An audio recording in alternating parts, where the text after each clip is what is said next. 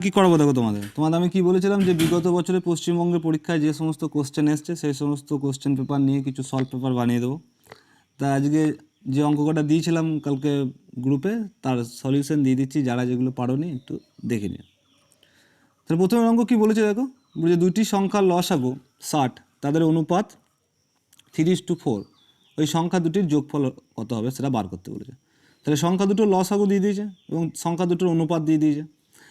তাহলে সংখ্যা দুটো আমি কী বলতে পারি, একটা 3x বলতে পারি আর একটা কী বলতে পারি 4x, তাই না? তাদের অনুপাত মানে সংখ্যা দুটি অনুপাত 3:4 দিয়েছে, মানে একটা সংখ্যা বলতে পারি 3x, একটা সংখ্যা বলতে পারি 4x। যদি এদের লসাগু বার করি কত হবে, তাহলে x দিয়ে একমাত্র যাবে, তাহলে 3 আর 4, তাহলে লসাগু কত হবে, তিনটের গুণফল 3 4 12, 12-র সঙ্গে x গুণ করলে কত হবে 12x। তাহলে 12x সমান সমান কত, লসাগু কত বলা আছে আমাদের 60, তাহলে x সমান সমান কত হবে, 12 5-এ 60 কেটে যাবে, তাহলে x সমান সমান কত আসবে 5 আসবে। তাহলে একটা সংখ্যা কত হবে 3x, আমি একটা সংখ্যা কী ধরেছিলাম 3x, একটা সংখ্যা কী ধরেছিলাম 4x, তাই না? তাহলে একটা সংখ্যা কী দাঁড়াবে 3 5 15, আর একটা সংখ্যা কী দাঁড়াবে 5 4 20। তাহলে যোগফল কত 20 আর 15 35, তাহলে সংখ্যা দুটির যোগফল কত হবে 35 হবে। অপশান বি হবে অ্যান্সার। চলো পরেরটা দেখি। বলছি যদি একটি আয়তক্ষেত্রের দৈর্ঘ্য 4 সেন্টিমিটার কমানো হয় এবং প্রস্থ 3 সেন্টিমিটার বাড়ানো হয়, তবে একটি বর্গক্ষেত্র পাওয়া যায় যার ক্ষেত্রফল প্রকৃত আয়তক্ষেত্রের ক্ষেত্রফলের সমান। তাহলে প্রকৃত আয়তক্ষেত্রের পরিসীমা কত নির্ণয় করো। দেখো এই অঙ্কগুলো একটু ধীরে ধীরে করবা। কি বার করতে বলেছে, আয়তক্ষেত্রের পরিসীমা কত। তাহলে আয়তক্ষেত্রের পরিসীমার ফর্মুলা কি, আয়তক্ষেত্রের পরিসীমার ফর্মুলাটা একবার মনে করে নাও। আয়তক্ষেত্রের পরিসীমার ফর্মুলা হচ্ছে 2 দৈর্ঘ্য প্লাস প্রস্থ, তাই না? 2 দৈর্ঘ্য প্লাস প্রস্থ, বা আমরা বলতে পারি 2x প্লাস ওয়াই। যদি দৈর্ঘ্যকে x বলি প্রস্থকে y বলি, তাহলে বলতে পারি 2x প্লাস ওয়াই বা 2 দৈর্ঘ্য প্লাস প্রস্থ, তাই না? বলেছে আয়তক্ষেত্রে দৈর্ঘ্য 4 সেমি কমানো হয় এবং প্রস্থ 3 সেমি বাড়ানো হয়, আমাদের বার করতে হবে এটা 2x প্লাস ওয়াই। কী বলেছে, আয়তক্ষেত্রে একটা দৈর্ঘ্য 4 সেমি কমিয়েছে, প্রস্থ 3 সেমি বাড়ানো হয়েছে, এটি বর্গক্ষেত্র পাওয়া যায়। তাহলে আমরা বলতে পারি যে একটা আয়তক্ষেত্র ছিল, একটু ডায়াগ্রাম দেখো, একটা আয়তক্ষেত্র ছিল, আয়তক্ষেত্রের দৈর্ঘ্য বলতে কোনটা বুঝি, আমরা এটা বুঝি, তাই না? দৈর্ঘ্যটাকে কী করেছে কমিয়েছে, আর প্রস্থটাকে কী করেছে বাড়িয়েছে, বাড়িয়ে কী হয়েছে আমাদের একটা বর্গক্ষেত্র পেয়েছে। বর্গক্ষেত্র মানে যা 4টে বাহু সমান একটা বর্গক্ষেত্র পেয়েছে। বলেছে এই আয়তক্ষেত্রের ক্ষেত্রফল আর এই বর্গক্ষেত্রের ক্ষেত্রফল কি বলেছে সমান বলেছে। তাহলে প্রকৃত আয়তক্ষেত্রের পরিসীমা কত। তাহলে সাপোজ যদি আমি ধরে নিই যে বর্গক্ষেত্রের বাহু সমান সমান, যদি আমি ধরে নিই বর্গক্ষেত্রের বাহু সমান সমান কি এক্স, ধরে নিতে পারি তো যে বর্গক্ষেত্রে বাহু সমান এক্স, আর বর্গক্ষেত্রে একটা বাহু মানে এক্স মানে কি 4টে বাহুই এক্স, কারণ বর্গক্ষেত্রে 4টে বাহুই মানে 4টে বাহু কী হয় সমান হয়। তাহলে আয়তক্ষেত্রের দৈর্ঘ্য কত হবে, বলেছে আয়তক্ষেত্রের দৈর্ঘ্য 4 সেমি কমানোর পর কী হয়েছে বর্গক্ষেত্রের এক বাহু পাওয়া যাবে তো, তাই না? বর্গক্ষেত্রের 4টে বাহুই সমান হবে, আয়তক্ষেত্রের থেকে 4 কমিয়ে যা হবে, আর আয়তক্ষেত্রের প্রস্থর থেকে 3 বাড়িয়ে যা হবে সেটাই বর্গক্ষেত্রের কী হবে বাহু হবে, তাই না? তাহলে কি বলেছি আমি এখানে উল্টোভাবে বলতে পারি যে বর্গক্ষেত্রের বাহু যদি এখানে আমার এক্স হয়, তাহলে আমার এটা কি আয়তক্ষেত্র থেকে 4 কমিয়ে হয়েছে, তাহলে আয়তক্ষেত্রের বাহু কত দাঁড়াবে আমাদের, আয়তক্ষেত্রের বাহু দাঁড়াবে এক্স প্লাস 4, তাই না? এক্স প্লাস 4 যদি হয় তবেই তো 4 কমালে এক্স দাঁড়াবে, তাই না? তাহলে আয়তক্ষেত্রের দৈর্ঘ্য কত দাঁড়ালো এক্স প্লাস 4, আর পোস্ত কত দাঁড়াবে, পোস্ত কী হয়েছে, পোস্ত বলেছে 3 সেন্টিমিটার বাড়ানো হয়েছে, 3 সেন্টিমিটার বাড়িয়ে এক্স হয়েছে, তাহলে পোস্ত আমার অ্যাকচুয়ালি কত, তাহলে আমরা বলতে পারি x minus 3, sorry x minus 3, তাই না? তাহলে আমরা কি জানি বলেছে বর্গক্ষেত্র পাওয়া যায় তাদের ক্ষেত্রফল প্রকৃত আয়তক্ষেত্রের ক্ষেত্রফলের সমান। তাহলে এর ক্ষেত্রফল, এর টোটাল ক্ষেত্রফল মানে কি টোটাল ভেতরের জায়গা, আর এরও ক্ষেত্রফল কি সমান। তাহলে আমি বলতে পারি যে বর্গক্ষেত্রের ক্ষেত্রফলের ফর্মুলা কি, বর্গক্ষেত্রের ক্ষেত্রফলের ফর্মুলা কি জানি আমরা বাহু স্কোয়ার। তাহলে আমি বলতে পারি এক্সের স্কোয়ার সমান সমান দৈর্ঘ্য ইন্টু প্রস্থ। আয়তক্ষেত্রের ক্ষেত্রফলের ফর্মুলা কি দৈর্ঘ্য ইন্টু প্রস্থ, কারণ বলেছে আয়তক্ষেত্রের ক্ষেত্রফল আর বর্গক্ষেত্রের ক্ষেত্রফল সমান হবে। তাহলে দৈর্ঘ্য আমার কত বেরিয়েছে এক্স প্লাস 4, তাহলে আমি এখানে লিখতে পারি এক্স প্লাস 4, দৈর্ঘ্য ইন্টু প্রস্থ আমরা জানি আয়তক্ষেত্রের ক্ষেত্রফলের ফর্মুলা, তাহলে এখানে কি লিখবো এক্স মাইনাস 3। তাহলে এক্স স্কোয়ার সমান সমান আমার কী দাঁড়াবে, এদিকে গুণ করলে এক্সের সঙ্গে এক্সের গুণ করলে কত হবে, এক্সের সঙ্গে এক্সের গুণ করলে হবে এক্স স্কোয়ার, এই এক্সের সঙ্গে 3-এর গুণ করলে কী হবে 3x, কিন্তু তার আগে কী পড়ে যাচ্ছে মাইনাস পড়ে যাচ্ছে, প্লাস মাইনাসে গুণ করলে মাইনাস, তাহলে 3x হয়ে গেল এক্সের সঙ্গে গুণ করা, মাঝখানে প্লাস আছে এখানেও প্লাস আছে, তাহলে প্লাস বসিয়ে দাও।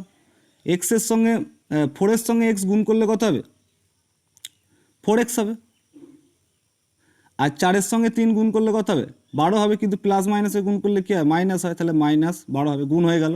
তাহলে এদিকে এক্স স্কোয়ার আর এদিকে এক্স স্কোয়ার কী হবে, এদিকে এক্স স্কোয়ার এদিকে এক্স স্কোয়ার আমি কেটে দিতে পারি, তাহলে এখানে আমার কী দাঁড়াবে, এদিকে কিছুই নেই মানে কি কিছু থাকলো না এদিকে, তাহলে এখানে -3x থেকে যদি 4x ইয়ে করি আমি বাদ দিই, তাহলে আমার কত দাঁড়াবে +x -12, এই এক্সটাকে যদি একদিকে নিয়ে আসি, কারণ এক্সের মান বার করা আমাদের দরকার আছে, তাই না, তাহলে -x সমান আমরা কি বলবো -12, তাই না, তাহলে এক্সের মান মাইনাস মাইনাস কেটে গেলে কত আসবে 12, তাহলে এক্সের মান যদি আমরা 12 পেয়ে যাই, আমরা বর্গক্ষেত্রে একটা বাহু তাহলে কত পেয়ে গেলাম, যে এক্স মানে আমরা কী ধরেছিলাম বর্গক্ষেত্রে বাহু, আর বর্গক্ষেত্রে বাহু আমার কত বেরিয়েছে 12 বেরিয়ে গেছে, তাই না, তাহলে বর্গক্ষেত্রে বাহু যদি 12 বেরিয়ে যায়, তাহলে এখানে আমরা কী ধরেছিলাম দৈর্ঘ্য সমান সমান আয়তক্ষেত্রে কী ধরেছিলাম যে x+4, তাহলে x+4 মানে কত হবে, এক্সের মান হচ্ছে 12 আর তার সঙ্গে 4 যোগ করলে কত হবে সমান সমান 16, আর এখানে কী ধরেছিলাম x-3, তাহলে এক্সের মান যদি 12 বেরোয়,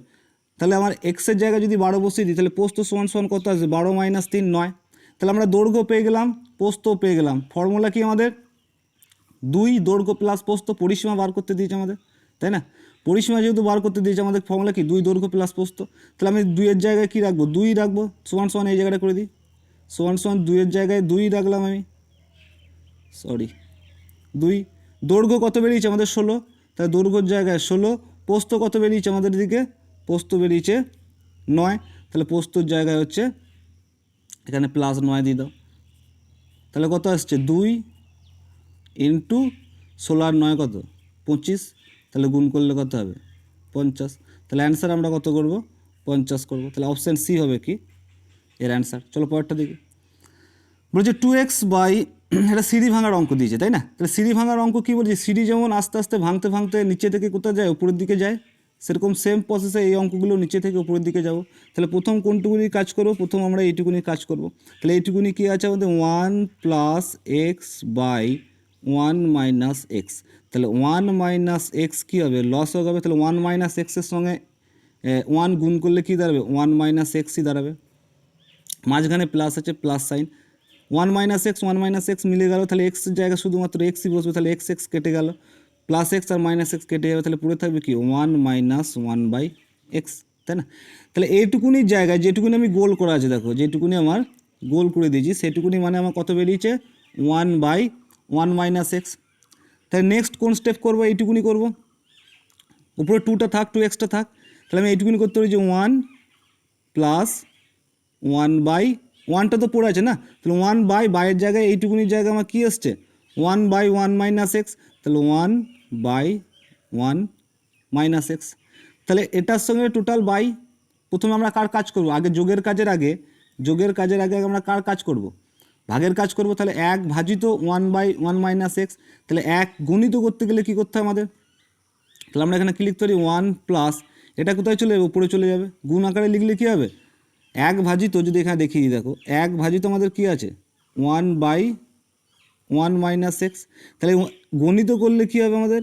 এই 1 - xটা উপরে চলে যাবে আর একটা নিচে চলে আসবে, তাহলে আমি এখানে বলতে পারি 1 + 1 - x 1 - x বাই 1, তাহলে এখানে দেখো 1-এর লস হবে কিছুই নেই, দুটো প্রবলেম নেই, শুধুমাত্র যোগ করে দিলেই হয়ে যাবে, তাহলে আমার কী আসবে 1 আর 1 যোগ করলে কত হবে 2, 1 আর 1 যোগ করলে কত হবে সমান সমান 2 - x, তাই না, তাই 2 - x পর্যন্ত আসছে আমার কত দূর, আমার এত দূর পর্যন্ত কমপ্লিট হয়ে গেছে, তাহলে উপরে পড়ে আছে কি 2x, তাহলে যদি এদিকে ক্যালকুলেশন করে আমাদের কী দাঁড়াবে যে 2x বাই কী পড়ে আছে আমাদের 2 - x, তাই না, তাই নিচে কত লিখবো 2 - x সমান সমান কত লেখা আছে এদিকে 1, আমাকে এক্সের মান বার করতে বলেছে, তাহলে 1 আছে মানে কি কোনাকুনি আমি গুণ করতে পারি, তাই না, তাহলে এখানে কী হবে 2x থেকে যাবে কোনাকুনি গুণ করলে, আর এদিকে গিয়ে কী দাঁড়াবে 2 মাইনাস এক্স, তাই না? তাহলে এক্সটাকে যদি একদিকে নিয়ে আসি কী হবে 2x প্লাস এক্স সমান সমান কত 2, তাহলে আমরা বলতে পারি 3x সমান সমান কত 2, তাহলে x সমান সমান কত হবে 2/3, তাহলে অ্যান্সার কত করব 2/3, তাহলে অপশান বি হবে অ্যান্সার। চলো পরেরটা দেখি। বলছে দুটি সংখ্যা তৃতীয় একটি সংখ্যার চেয়ে যথাক্রমে 40% ও 55% কম, তাই না? তাই দ্বিতীয় সংখ্যাটি প্রথম সংখ্যার চেয়ে কত শতাংশ কম? চঞ্চল ঘোষের অঙ্ক করেছি শতকরার সময়, তাই না? তাই দুটি সংখ্যা তৃতীয় সংখ্যার থেকে, তাই তৃতীয় সংখ্যা মানে কি আমি তৃতীয়টা কত ধরবো বলে আগে শিখিয়েছিলাম যে তৃতীয় সমান সমান আমি ধরে নেব 100, তাই না? তাহলে প্রথম সমান সমান কত হবে আর দ্বিতীয় সমান সমান কত হবে? তাহলে প্রথম কত হবে সেটা বার করতে হবে, আর দ্বিতীয় কত হবে সেটা আমার বার করতে হবে। তাহলে কি বলেছে দুটি সংখ্যা তৃতীয় একটি সংখ্যার চেয়ে 40% ও 55% কম, তাহলে 40% কম মানে কত 100 থেকে 40 কম, তাহলে আমার প্রথম সংখ্যাটা কত হবে 60, আর দ্বিতীয় সংখ্যাটা কত হবে 55% কম, 155% মানে কত 55, তাহলে 55 যদি বাদ দিয়ে দিই 100 থেকে পুরো থাকবে আর কত 45, তাহলে প্রথম সংখ্যাটা 60 আর দ্বিতীয় সংখ্যাটা কি 45। এখানে কি বলেছে দ্বিতীয় সংখ্যাটি প্রথম সংখ্যার চেয়ে কত শতাংশ কম, তাহলে দ্বিতীয় সংখ্যাটি কত কম প্রথম সংখ্যার থেকে, যদি এমনি হিসাব করি বলতে পারবো প্রথম সংখ্যার থেকে 15 কম, তাই না?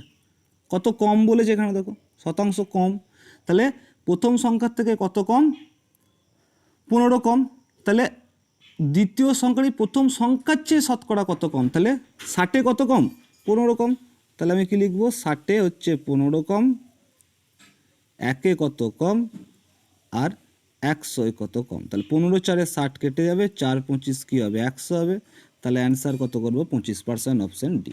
চলো পরেরটা দেখি।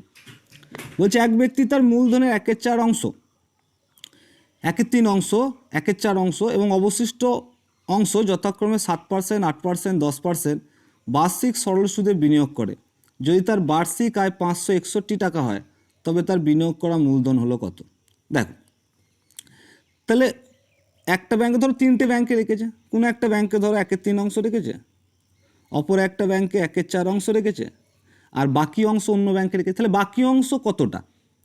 তাহলে বাকি অংশ আমি বলতে পারি যে 1/3 প্লাস 1/4 টোটাল কত আমার এক অংশ থেকে 1/3 অংশ আর 1/4 অংশ দুটো ব্যাংকে রেখে দিয়েছি, তাহলে আমরা দেখিনি বাকি অংশ কত আছে।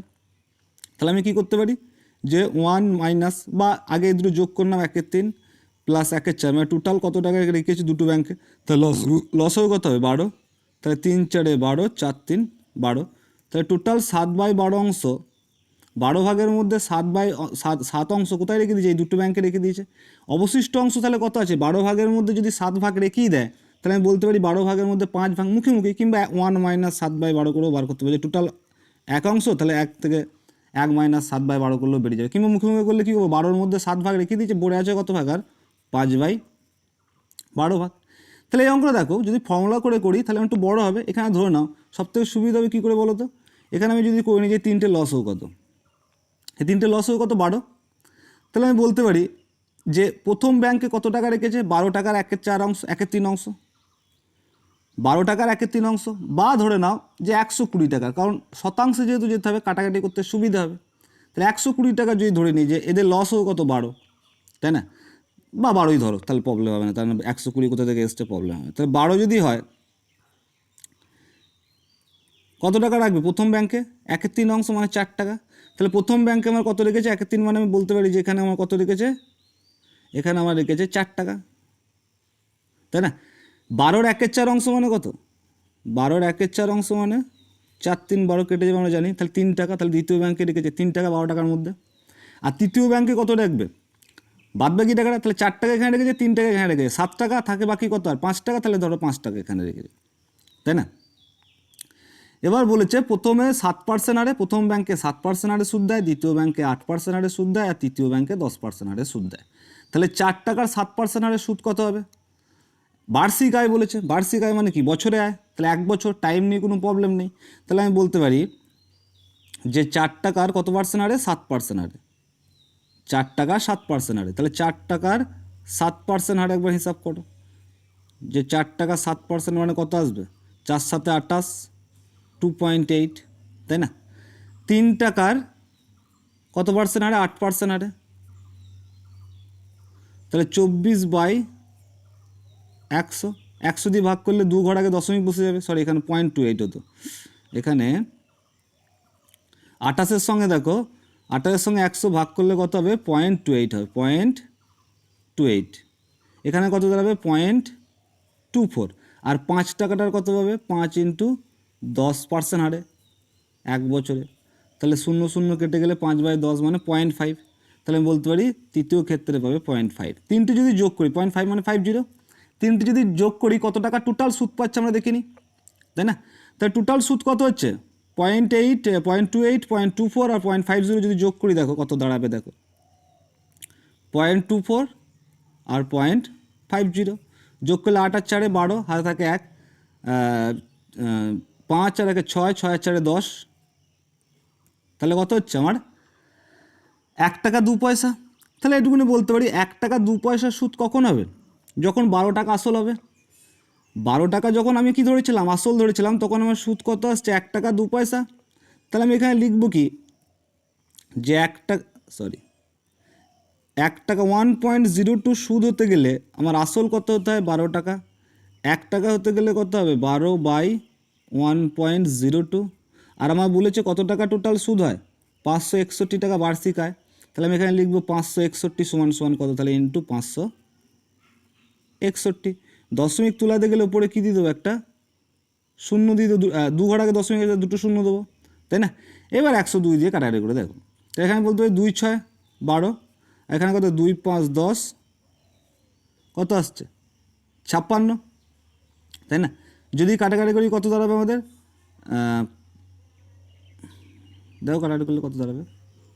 দেখো কাটাকাটি করলে কী হবে? আমি যদি ডাইরেক্ট না কেটে যদি এইভাবে কাটতাম তাহলে একটু সুবিধা হতো। দেখো এই 2টা যদি আমি না কাটতাম, 2 56 কাটার দরকার নেই, এখানে 12ই রেখে দাও। আমি 102 দিয়ে যদি ডাইরেক্ট কাটি তাহলে আমার কত দাঁড়াবে? 102 5-এ 510, তাই না? আবার 510 আসবে, 102 5-এ 510, কিংবা কাটাকাটি একটু করে নেবে, দেখে নেবে। তাহলে কত কত পড়ে থাকছে আমার? 12 পড়ে 12টা কাটাকাটি হয়নি, 12 × 5.5 × 100, তাই না? তাহলে 12-র সঙ্গে 5.5 গুণ করলে কত হবে? 66। 66-র সঙ্গে 100 গুণ করলে কত হবে? 6,600 টাকা। তাহলে অ্যান্সার কত করবো? 6,600 টাকা। অপশান সি হবে আর অ্যান্সার 6,600। চলো পরেরটা দেখি। বলছে কোনো দ্রব্য 1060 টাকায় বিক্রি করলে যা লাভ হয়, ওই দ্রব্যটি 950 টাকায় বিক্রি করলে যে ক্ষতি হয় তার থেকে 20% বেশি। তবে ওই দ্রব্যটি 20% লাভ হবে। ওই দ্রব্যটি কত টাকায় বিক্রি করলে 20% লাভ হবে? তাই দেখো অঙ্কটা চঞ্চল ঘোষেরই অঙ্ক, একটু ঘুরিয়ে দিয়েছে। আমরা চঞ্চল ঘোষের অঙ্কে কী করেছিলাম? যে কোনো একটা দ্রব্য এত টাকায় বিক্রি করলে, ধরো কোনো একটা দ্রব্য, আমরা এই অঙ্ক করেছিলাম দেখো, যে কোনো একটা দ্রব্য 300 টাকায় বিক্রি করলে যা লাভ হয় 200 টাকায় বিক্রি করলে তাই ক্ষতি হয়। তাহলে আমরা তখন কী করতাম? যে 300 আর 200 কী করতাম? যোগ করে দিতাম, 500 করতাম, 500-র সঙ্গে 2 ভাগ করে দিতাম, কী আসতো? 250। 250 টাকা আমাদের কী আসতো? ক্রয় মূল্য চলে আসতো। কিন্তু এখানেই অঙ্কটা একটু ঘুরিয়ে দিয়েছে। দেখো কী বলেছে? যে কোনো দ্রব্য 1060 টাকায় বিক্রি করলে যে লাভ হয়, তাই দ্রব্যটি 950 টাকায় বিক্রি করলে যে ক্ষতি হয় তার থেকে 20% বেশি। তাহলে আমি কী বলেছিলাম? তোমাদের ছবি আকারে বুঝিয়েছিলাম যে মিডিলে কী আছে? এদের ক্রয় মূল্য আছে। উপরে কি বিক্রি করছে? 1060 টাকায় বিক্রি করলে তার লাভ হচ্ছে, আর 950 টাকায় বিক্রি করলে তার ক্ষতি হচ্ছে। যদি এখানে সমান বলতো যে 1060 টাকায় বিক্রি করলে যা লাভ হয় 950 টাকায় বিক্রি করলে তত ক্ষতি হয়, তাহলে দুটো যোগ করে কী করতাম? 2 দিয়ে ভাগ করে দিতাম, তাহলে কি চলে আসতো? আমার ক্রয় মূল্য চলে আসতো। কিন্তু এখানে প্রবলেম কী হয়েছে? বলেছে ক্ষতি যা হবে, ক্ষতির থেকে লাভটা কত পার্সেন্ট বেশি হবে? 20% বেশি হবে। ক্ষতির থেকে লাভটা 20% বেশি হবে। তাহলে সাপোজ যদি আমি বলি যে ক্ষতিকে ধরে নিলাম আমি, ধরো যদি এখানে 100 থাকে, যদি এখানে 100 হয়, ক্ষতির পরিমাণ যদি 100 হয়, তাহলে লাভের পরিমাণ কত হবে? 120 হবে, তাই না? ক্ষতি যা হবে, ক্ষতির থেকে লাভের পরিমাণ কত হবে? 20% বেশি হবে। তাহলে ক্ষতি যদি 100 হয়, লাভ কত হবে? 120 হবে। তাহলে দুটো অনুপাত কত দাঁড়াবে আমাদের? 2 5 10, 2 6 12। তাহলে 5:6 অনুপাত দাঁড়াবে লাভ আর ক্ষতির মধ্যে। তাহলে আমি বলতে পারি এদের মধ্যে ডিফারেন্স কত? এদের মধ্যে ডিফারেন্স দেখো কত দাঁড়াচ্ছে? 10 আর 1, 110। তাহলে 110 ডিফারেন্সটা কী অনুপাতে ভাগ হয়েছে? 5:6 অনুপাতে ভাগ হয়েছে। তাহলে 5 আর 6 অনুপাতিক যোগফল কত? 11। 11 মানে কত? 11 মানে 110। তাহলে 1 মানে কত হবে 11, 1 11 10, তাহলে 1 মানে কত দাঁড়াবে আমার 10, তাহলে আমি বলতে পারি এটা মানে কত 5 10 কত 50, আর এখানে কত 6 10 60, তাহলে আমি বলতে পারি দেখো যে এই ক্রয় মূল্য থেকে এটা কত টাকা বেশি লেখা আছে, 60 টাকা দাম বেশি লেখা আছে, আর যেটা আমার ক্ষতি হয়েছে সেটা আমার ক্রয় মূল্য থেকে কত দাম কম লেখা আছে, 50 টাকা লেখা আছে। কারণ 5-এর ক্ষেত্রে কত হয়েছে 50, আর 6-এর ক্ষেত্রে কত হয়েছে 60, তাহলে এর থেকে 60 কম হবে, তাহলে এর থেকে 60 কম হলে কত হবে 1000, আর এর থেকে 50 বেশি হবে, তাহলে কত হবে 950 সঙ্গে 50 যোগ করলে কত হবে 1000, তাহলে আমি বলতে পারি যে ক্রয় মূল্য কত 1000 টাকা। তাহলে 1000 টাকার উপর আবার কত পার্সেন্ট লাভ করবে 20% লাভ করবে, তাহলে 1000 টাকার 20% লাভ মানে কত, 1000 টাকার উপর 20% লাভ মানে কত দেখে না, 20% লাভ মানে 200 টাকা দাঁড়াবে। দেখো 0 0 কেটে দেবে, 20 আর 10 গুণ করলে কত হবে 200 টাকা, তাহলে 200 টাকা লাভ নেবে, তাই না। টোটাল তাহলে বিক্রি করবে কত টাকায় বলেছে, বিক্রয় মূল্য তাহলে করলে বিক্রয় করবে কত টাকা, তাহলে 1000 টাকায় কেনা দাম আর 200 টাকা লাভ নেবে, তাহলে বিক্রি করবে কত টাকায় 1200 টাকা, তাহলে অ্যান্সার কত করব 1200, অপশান ডি হবে অ্যান্সার। চলো পরেরটা দেখি, বলেছে 6 বছর আগে বিজয়ের বিয়ে হয়, তার বর্তমান বিয়ের সময়ের তার বর্তমান বয়স, এখন বয়সটা আসেনি, তার বর্তমান বয়স বিয়ের সময়ের 5-এর 4 গুণ, তাহলে অজয়ের বিয়ের সময় তার বোন অজয়ের চেয়ে 5 বছরের ছোট ছিল, তাহলে অজয়ের বর্তমান বয়স কত, ধরো না যে অজয়ের অজয় 6 বছর আগে বিয়ে করে, তাই না, তাহলে বলতে হবে অজয়ের বিয়ের সময় বয়স ছিল, যখন বিয়ে করেছে অজয়, বিয়ের সময় অজয়ের বয়স ছিল এক্স, বর্তমান বয়স কত হবে,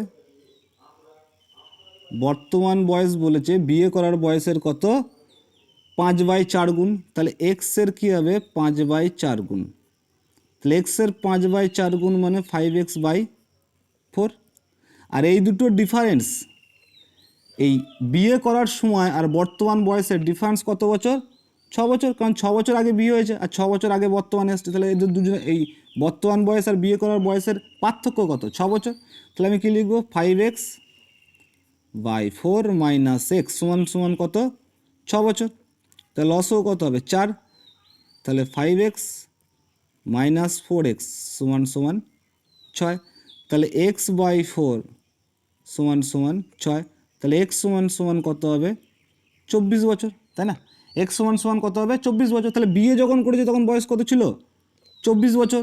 কি বলেছে দেখের পরে, অজয়ের বিয়ের সময় তার বোন অজয়ের থেকে 5 বছরের ছোট ছিল, তাই তার বোনের যখন বিয়ে করছে অজয় তখন তার বোনের বয়স কত ছিল, অজয়ের যদি 24 থাকে তাহলে বোন নিশ্চয়ই 24 মাইনাস কত হবে 24 - 5 19 বছর, তাহলে অজয় যখন বিয়ে করেছে তখন ওর বোনের বয়স কত ছিল 19 বছর। বলেছে তার অজয়ের বোনের বর্তমান বয়স কত, তাহলে অজয়ের বোনের বর্তমান বয়স কী হবে, তার সঙ্গে আরও কী হবে বর্তমান যদি বলে, যখন বিয়ে করেছে অজয় তখন ওর বোনের বয়স ছিল 19 বছর, তাহলে বর্তমান বয়স কী দাঁড়াবে আরও 6 বছর অ্যাড হয়ে যাবে এর সঙ্গে, কারণ তার বোনের বয়স তো 6 বছর বেড়েছে না বর্তমানে, তাহলে 19 আর 6 কত হবে 25, তাহলে অ্যান্সার কত করবো 25 বছর, তার বোনের বয়স হবে 25 বছর, অপশান এ। চলো পরেরটা দেখি, বলছে একটি লাইব্রেরিতে প্রতি রবিবার গড়ে 510 জনের আগমন হয় এবং সপ্তাহের অন্যান্য দিনে গড় 240 জনের আগমন হয়, রবিবার দিয়ে শুরু এমন একটি মাসে লাইব্রেরিতে যতজনের আগমন তার গড় কত, বেশ দেখ বলছে একটি লাইব্রেরিতে রবিবারে কত আসে 510 জন, আর সপ্তাহের অন্যান্য দিন কত আসে 240 জন, ক্লিয়ার। তাহলে বলছে কোনো একটা মাস রবিবার দিয়ে শুরু হয়েছে, মানে মাসের 1 তারিখ কত সানডে, তাহলে যে মাসে 1 তারিখ সানডে হবে সে মাসে কতগুলো রবিবার পড়বে, যদি সিম্পল হিসাবে বলি দেখো এমনি হিসাবে যা বেরোবে আগে সিম্পল হিসাবে দেখো 1 তারিখ যদি রবিবার হয় 8 তারিখ রবিবার হবে, 8 তারিখ কি রবিবার হবে, 15 তারিখ কি রবিবার হবে, 22 তারিখ কি রবিবার হবে, তাই না, আর একটা রবিবার কোনবার হবে 29 তারিখ কী হবে রবিবার, তাই না। তাহলে যদি মাসের লাইব্রেরিতে আমি বলি যে কতগুলো আমার রবিবার পাবে, তাহলে বলতে 1 2 3 4 5, 5টা কী পাবে রবিবার পরে, আমরা সাধারণত 30 দিনে মাস ধরে থাকি, তাহলে 7 4 28, 4টে রবিবার তো পাচ্ছি, এক্সট্রা একটা রবিবার পাবে, কেন পাবে, কারণ 1 তারিখ যেহেতু রবিবার আছে সেহেতু সেই মাসে 5টা রবিবার, তাহলে 5টা রবিবার মানে টোটাল রবিবার দিন কত লোক এসছে 5 দিয়ে গুণ করে দাও, ঠিক আছে, 5 দিয়ে গুণ করলে কত হবে? 5 দিয়ে গুণ করলে হবে 25 আর 50, 25 25 25 25 আর 50 কত হবে? 2550, 2550 জন এসছে রবিবার দিন। তাহলে 5 দিন বাদ দিলে আর কতদিন পড়ে থাকে? 5 দিন বাদ দিলে আর পড়ে থাকে কতদিন?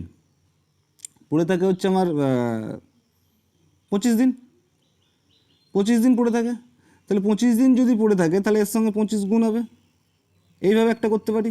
কিংবা একটা সপ্তাহে বার করে নিয়ে সেটাও বার করতে পারি। যেহেতু 30 দিনে মাছ ধরছি, সেহেতু যদি আমরা 25 দিয়ে গুণ করি আমার কত দাঁড়াবে? 50 আর 100 মানে 5100, 5100। তাহলে টোটাল যোগ করলে কত হবে? 5100 আর 2500 গুণ করলে 2550 মানে 50, 5 আর 1 6, 7 6 5 0। যদি আমি 30 দিয়ে ভাগ করি কত হবে? 0 0 কেটে যাবে, 3 দুগুণে 6, 8 16, 3 5 15, 3 5 15। তাহলে কত আসছে আমার? 255 জন মতো আসছে। যোগে কথা ভুল হলো নাকি দেখি, 6 7, 5টা রবিবার 50 50, স্যার এখানে দেখো একটু ভুল হয়েছে। যদি 25 আর 24 গুণ করি, 25 আর 24 গুণ করলে একটু ভুল হয়েছে। দেখো 24 আর 25 যদি আমি গুণ করি তাহলে কত হবে? 25 4 100, 0 হাতে 10, 25 50 60 মানে কত হবে? 60,000, 6,000 দাঁড়াবে। এখানে 5100 দাঁড়াবে না, এখানে কত দাঁড়াবে? 6,000 দাঁড়াবে। তাহলে এখানে আমি লিখবো কত? 6,000। তাহলে 6,000-এর সঙ্গে যদি 2550 যোগ করি তাহলে আমার কত দাঁড়াচ্ছে? 8,550 টাকা। বাই 30 দিয়ে ভাগ করব, তাহলে 3 8 84, 15 3 5 15। তাহলে কত আসছে? গড় 285। তাহলে অ্যান্সার কত করবো? Option D 285। চলো গড়টা দেখি। বলছে 100 মিটার দীর্ঘ একটি ট্রেন তার বিপরীত মুখে 5 কিমি পার ঘন্টা বেগে পদব্রজে গতিশীল এক ব্যক্তিকে অতিক্রম করতে 6 সেকেন্ড সময় লাগে, ট্রেনটির গতিবেগ কত? তাহলে ট্রেনটির গতিবেগ আমি জানি না, কিন্তু ব্যক্তি আর ট্রেন কোন দিকে যাচ্ছে? একে অপরের বিপরীত দিকে যাচ্ছে। বলছে 100 মিটার দীর্ঘ একটি ট্রেন তার বিপরীত অভিমুখে মানে বিপরীত দিকে 5 কিমি ঘন্টা পদব্রজে গতিশীল ব্যক্তিতে বিপরীত দিকে যাওয়া মানে রিলেটিভ স্পিড কী হবে? প্লাস হবে। তাহলে ট্রেনটির গতিবেগ যদি আমি ধরে নিই এক্স, তাহলে রিলেটিভ গতিবেগ কত দাঁড়াবে? X plus 5 kilometre per hour, তাই না? এত কিমি পার আওয়ার এদের রিলেটিভ গতিবেগ বেরোবে। সময় বার করার নিয়ম কি আমরা জানি? সময় সমান সমান আমরা কি জানি? যে সময় সমান সমান হচ্ছে দূরত্ব বাই গতিবেগ, তাই না? তাহলে দূরত্ব এখানে কত বলা আছে? দূরত্ব এখানে বলা আছে 100 মিটার। তাহলে 100 বাই গতিবেগ কত? X plus 5। কিন্তু দেখো এক্স প্লাস 5টা কি? কিলোমিটার পার আওয়ারে, তাই না? আর এটা কি আছে? 100টা মিটারে আছে। তাহলে এটাকেও আমার কি করতে হবে? কিলোমিটার, যেটা আমাদের কিলোমিটার আছে, কিলোমিটারকে মিটারে নিয়ে যেতে গেলে আমরা কত দিয়ে গুণ করি? 5/18 দিয়ে। তাহলে 5/18 করলে কী হয়ে যাবে? মিটার পার সেকেন্ড হয়ে যাবে। এটাকে ভাগ করলে সমান সমান কত আসবে? সময় কত বলেছে? 6 সেকেন্ড। তাহলে সমান সমান 6 লিখে দেবো। তাহলে এবার যদি অ্যান্সার বার করে কী দাঁড়াবে দেখো। তাহলে 18টা কোথায় উপরে চলে যাবে আমি বলতে পারি। তাহলে 18 ইন্টু 100, 5টা নিচেই থেকে যাবে। 5 দিয়ে গুণ করলে কী হবে আমার? 5 দিয়ে যদি গুণ করি তাহলে কত আসবে? 5x, 5-এর সঙ্গে x গুণ করলে কী হবে? 5x, মাঝখানে প্লাস 5 5 25 সমান সমান 6, তাই না? 6 3 18 এদিকে কেটে যাবে, 6 3 18 উপরে কেটে যাবে, এখানে 1 পড়ে থাকবে। তাহলে 300 সমান সমান আমরা কি বলবো? 5x plus 25। যদি ক্যালকুলেশন করি তাহলে 25টা এদিকে নিয়ে আসবো, 25টা এদিকে আসলে কী হবে? মাইনাস হবে। তাই 300 মাইনাস 25 সমান সমান 5x। তাহলে 5x সমান সমান কত আসবে? 275। কাটাকাটি করলে 5 5 25, 5 5 25। তাহলে x এর মান কত আসবে? 55। তাহলে ট্রেনের গতিবেগ আমি কত বলবো? 55 কিমি প্রতি ঘন্টা। চলো পরেরটা দেখি। বলছে এ ও বি এর বার্ষিক আয়ের অনুপাত 5:4 এবং তাদের বার্ষিক ব্যয়ের অনুপাত 3:2। বছরের শেষে তাদের লাভের প্রত্যেকে 1600 টাকা সঞ্চয় করে, তারা প্রত্যেকে 1600 টাকা সঞ্চয় করে, এর বার্ষিক আয় কত? তাহলে দেখো এটা এক্স ধরেও করা যায়, কিন্তু যখন দেখবো এই যে অনুপাতের পার্থক্য সেম আছে, দেখো এ 5 আর 5 টাকা আয় করলে কত? 3 টাকা ব্যয় করে। এ 4 টাকা ব্যয় আয় করলে কত 2 টাকা ব্যয় করে, মানে এদের প্রত্যেকের ডিফারেন্স কত 2। তাহলে এক্ষেত্রে আর এক্স ধরার দরকার নেই, 2 মানে কি বলবো 2 টাকার সঞ্চয়, তাই না? এও 2 টাকা সঞ্চয় করে, এ 2 টাকা সঞ্চয়, 2 টাকা মানে 2 মানেই কত 1600। যদি কখন করবো এই কাজটা, যখন এই অনুপাত আর এই অনুপাত, এই অনুপাত আর এই অনুপাতের ডিফারেন্স দুটো সেম হয়। দেখো 5 থেকে 3 বাদ দিলে 2 হবে, 4 থেকে 2 বাদ দিলে 2 হবে। তা 2 মানে হচ্ছে 1600, 1 মানে কত দাঁড়াবে আমাদের 800। তাহলে 1 মানে হচ্ছে 800। আমাকে কী বলেছে এর বার্ষিক আয় কত, তাহলে এর বার্ষিক আয় কত 5, তাহলে 5 মানে কত হবে 800 ইন্টু 5, 800 ইন্টু 5 মানে কত দাঁড়াবে 4000। তাহলে অ্যান্সার কত করবো 4000 টাকা, অপশান সি। চলো পরটা দেখি। বলছে কোনো দ্রব্য ক্রয় মূল্য চিহ্নিত মূল্যের 64%। চিহ্নিত মূল্য মানে কি মার্কেট প্রাইস বা মুদ্রিত মূল্য। তাহলে মুদ্রিত মূল্যের 64% কী হচ্ছে কেনা দাম। দ্রব্যটির 12% ছাড়ে বিক্রি করলে লাভের শতকরা কত হবে। তা দেখো যদি মুদ্রিত মূল্য আমি বলি যে মার্কেট প্রাইস বা চিহ্নিত মূল্য এখানে যদি দিই, তাহলে আমি বলি চিহ্নিত মূল্য। চিহ্নিত মূল্য যদি আমি ধরি যে 100 টাকা, তাই না? চিহ্নিত মূল্যের কত পার্সেন্ট ক্রয় মূল্য, ক্রয় মূল্য হচ্ছে 64%। তাহলে ক্রয় মূল্য এর 164% মানে কত টাকা বলতে পারি 64 টাকা। বলছে 12% ছাড়ে বিক্রি করে, তাহলে ছাড় দিচ্ছে কত টাকা 12%, ছাড় দিচ্ছে কত টাকা, সরি ছাড় দিচ্ছে হচ্ছে 12%। তাহলে ছাড় কোথায় থেকে দেয়, চিহ্নিত মূল্য বা মার্কেট প্রাইস থেকে দেয়, তাই না? মুদ্রিত মূল্য যা থাকে, ধরো কোনো একটা প্যান কিনতে গেছে, প্যানে যা দাম লেখা থাকবে তার উপর তো ছাড় দেবে না, সেটাই তো মুদ্রিত মূল্য বলে।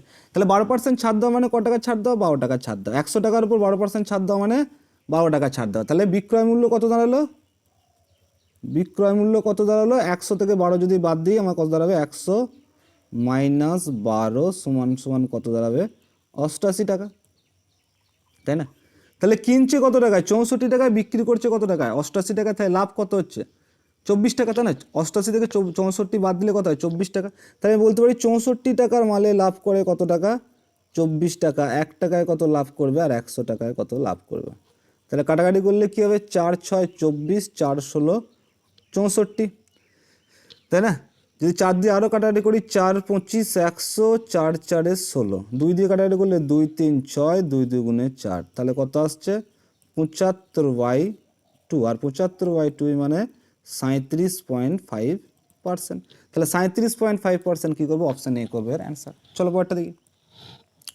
বলছে একটা সলভ করতে দিয়েছে, সলভ করতে গেলে কিছুই নয়, সলভটা সোজা সলভ দিয়েছে কি a কিউব মাইনাস b কিউবের ফর্মুলা জানতে হবে। তাহলে a কিউব মাইনাস b কিউবের ফর্মুলা কি, যারা যাও না তারা একটু দেখে নাও, যারা জানো তাদের ক্ষেত্রে খুবই সুবিধা। a কিউব মাইনাস b কিউবের ফর্মুলা একটা কী হয় যে a মাইনাস b সমান সমান a square plus ab plus B square, এটা হচ্ছে ফর্মুলা, তাই না? নিচেরটা দেখো সেম জিনিস দেওয়া আছে।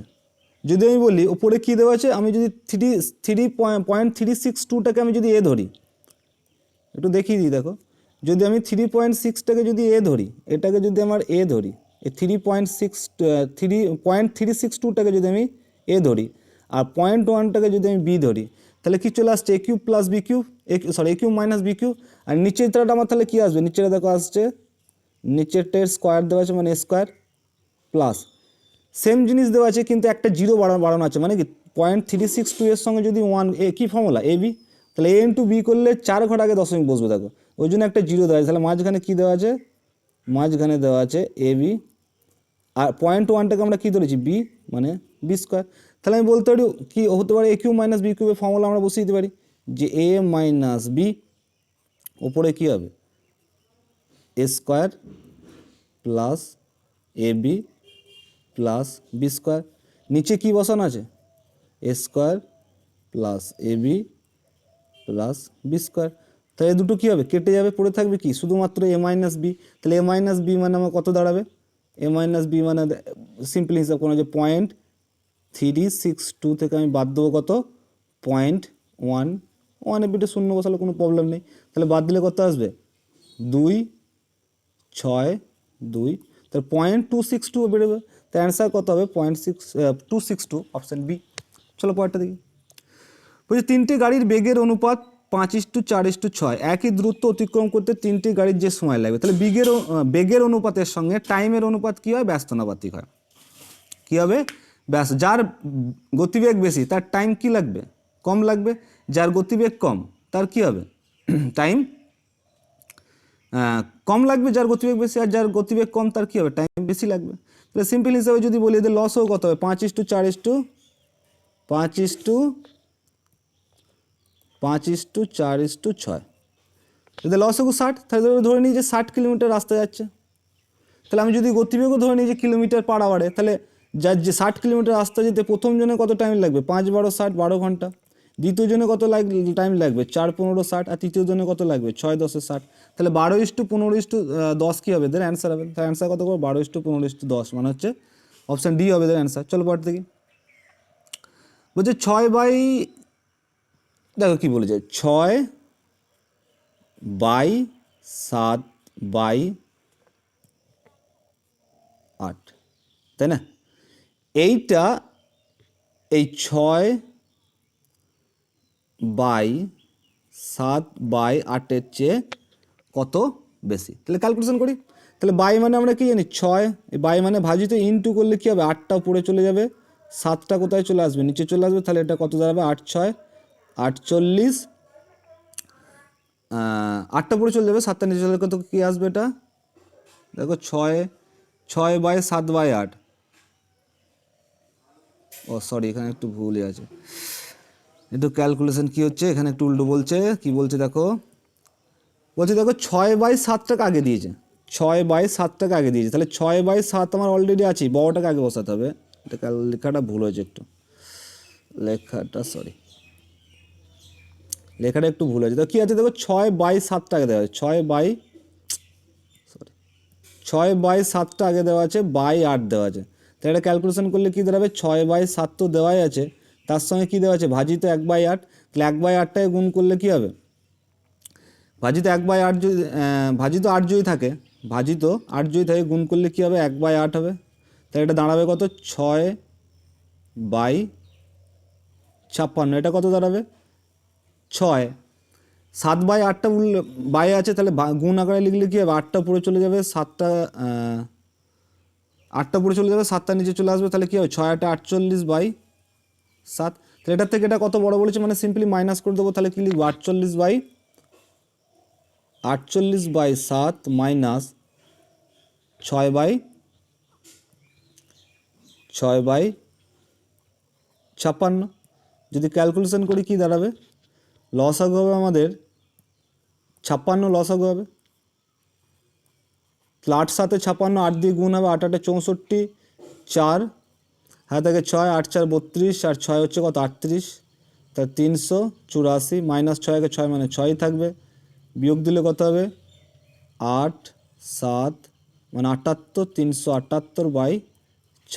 কাটাকাটি করলে 7 দিয়ে, 7×5=35, 7×4=28, 7×8=56। 2 দিয়ে কাটাকাটি করলে 2×7=54, 2×4=8। তাহলে 27/4 মানে কত, 27/4 মানে হচ্ছে 6×4=24, 6×3/4। তাহলে অ্যান্সার কত করবো, 6×3/4, অপশান বি। চলো পরেরটা দেখি।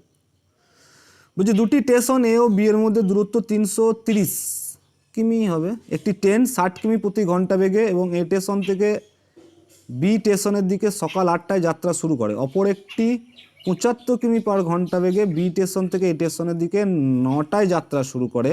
ট্রেন দুটি কখন মিলিত হবে। তাহলে সিম্পলি অঙ্ক দিয়েছি, দেখো একটা স্টেশন বলেছে কি এ, এখানে যদি আঁকি দেখো একটা স্টেশন বলেছে এ, একটা স্টেশন বলেছে বি।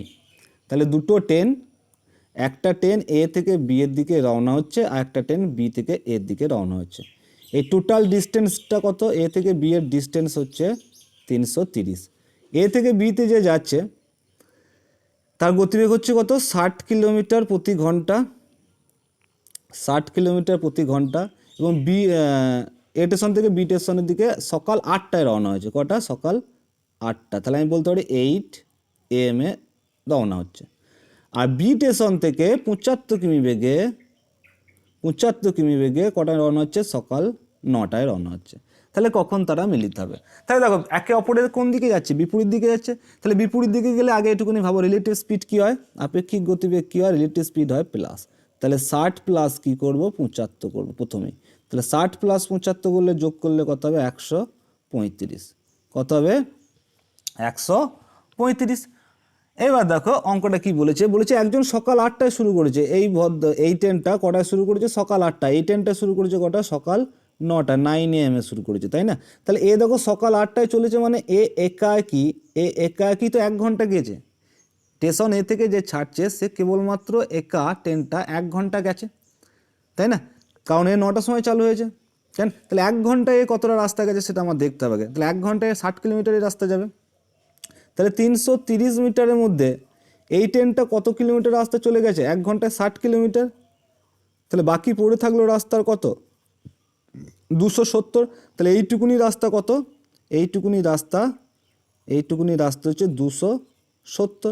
এই 270 কিমিটা কি রিলেটিভ স্পিডে যাচ্ছে, তখন এও স্টার্ট হয়ে এও তো চলছে অলরেডি, এও শুরু হয়ে গেছে। তাহলে রিলেটিভ স্পিড কত 135 কিলোমিটার। যদি এদের আপেক্ষিক গতিবেগ হয় 270 যেতে কত টাইম নেবে 270 বা 135, 35 দুগুণে 135 দুগুণে 270 মানে 2 ঘন্টা। তাহলে আমি বলতে পারি 2 ঘন্টা পরে এদের কী হবে দেখা হবে। কিন্তু সেটা 8টার সময় যোগ করবো না 9টার সময় যোগ করবো, 9টা থেকে সময় যোগ করবো, কারণ আমরা হিসাব করছি কটা থেকে, এর 1 ঘন্টা তো প্রথমে বাদই দিয়ে দিয়েছি, এর আমরা হিসাব করছি কোনটা কটা থেকে, যে 9টা থেকে রিলেটিভ স্পিড কটা হচ্ছে। তাই 9টা থেকে এখান থেকে 9টার সময় এর চালু, এখান থেকেও 9টার সময় এর চালু, তাই দুটোর মধ্যে 9টা থেকে আমরা টাইম কাউন্ট করবো। তাই 9 আর 2 কত হবে 11টা, সকাল 11টায় কী হবে এদের দেখা হবে। চলো পরেরটা দেখি। বলছে একটি মেশিনের বর্তমান মূল্য 10% হ্রাস পায়, যদি মেশিনের বর্তমান মূল্য 1,62,000 টাকা হয় তবে মেশিনটির আগে মূল্য কত ছিল, তাই না? বলছে একটি মেশিনের মূল্য প্রতি বছর 10% হারে হ্রাস পায়, যদি মেশিনটির বর্তমান মূল্য এত টাকা হয় তবে আগে মেশিনটির দাম কত ছিল। দেখো এটা কত বছর আগে দাম সেটা বলেনি, যদি আমি 1 বছর ধরেই হিসাব করি, যেহেতু বলি যে একটি মেশিনের মূল্য প্রতি বছর 10% হারে হ্রাস পায়, যদি বর্তমান মূল্য এত হয় তবে মেশিনটির আগে কত দাম ছিল, এবার আগে কত বছর আগে সেটা বলেনি। যদি আমি সিম্পল 1 বছর হিসাবই করি, তাহলে বর্তমান মূল্য থেকে বর্তমান মূল্য কত বলেছে 1,62,000। কী করছি বর্তমান মূল্য থেকে পিছনের দিকে ফিরে যাব, তাই না? আগে কত দাম বলেছে, যদি 1 বছর আগের দামই আমি হিসাব করি যে 1 বছর আগের দাম কত ছিল, প্রতি বছর 10% হারে কমছে, তাহলে পিছন দিকে পেছুতে গেলে আমি কী বলেছি, যদি আগের দিকে এগুই আমরা কী লিখতাম যে 10% হারে হ্রাস মানে 90/100 লিখতাম সামনের দিকে হলে। কিন্তু যেহেতু পিছন দিকে যাচ্ছি তাহলে আমরা কী করবো 100টাকে উপরে দিয়ে দেবো, 90টাকে নিচে দিয়ে দেবো। যদি কাটাকাটি করি 0 0 কেটে যাবে, 9 দিয়ে কাটাকাটি করলে 9 একে 9, 9 8 72, তাই না? তাহলে 1,80,000 টাকা দাম হবে 1 বছর আগে। কিন্তু এবার দেখো এখানে কোনো টাইম পিরিয়ডটা ভালো বোঝা যাচ্ছে না কত বছর আগে বলেছে, ওই জন্য যদি 1 বছর আগে বলে তাহলে 1,80,000 টাকা কিন্তু দাম হতো। চলো পরেরটা দেখি। চলো আজকে এই পর্যন্তই থাক, অঙ্ক মোটামুটি শেষ।